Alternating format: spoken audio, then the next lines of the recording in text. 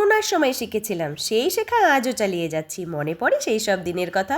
Grocery বাজার থেকে এনে রোদে কিছুক্ষণ রাখতে হবে, সবজি এনে ভালো করে ধুয়ে ঘরে নিতে হবে। তবে এসবের মধ্যে সবজি ধোয়াটা আমি এখনও ধরে রেখেছি। দারুণ সুবিধা হয় গোটা সবজি ভালো করে ধুয়ে জল ঝরে গেলে তারপর ফ্রিজে সাজিয়ে রাখলে। লঙ্কার বোটা ছাড়িয়ে মিষ্টির দোকান থেকে যে কন্টেনারগুলো দেয় সেগুলোতে ভরে রাখি। সবজির মধ্যে বিনস, শিম, গাজর এসব আলাদা করে এই ধরনের কাপড়ের ব্যাগে ভরে রাখলে বেশ ভালো থাকে। প্লাস্টিকের ক্যারি ব্যাগে ভরে রাখলে ভেতরের সবজিটা কেমন জলে ভিজে কেমন একটা ভেজা ভেজা হয়ে যায়, সতেজ থাকে না। কিন্তু এই ধরনের ব্যাগের মধ্য দিয়ে তো হাওয়া আদান প্রদান হয়, তাই ভালো থাকে।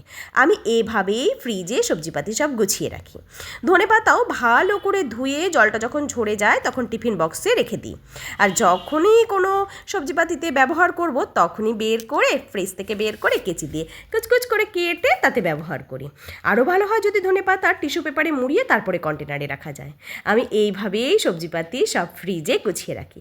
আজকের ভিডিও আমি এখানেই শেষ করছি। সবাই খুব ভালো থাকবে। আজকের মতো টাটা।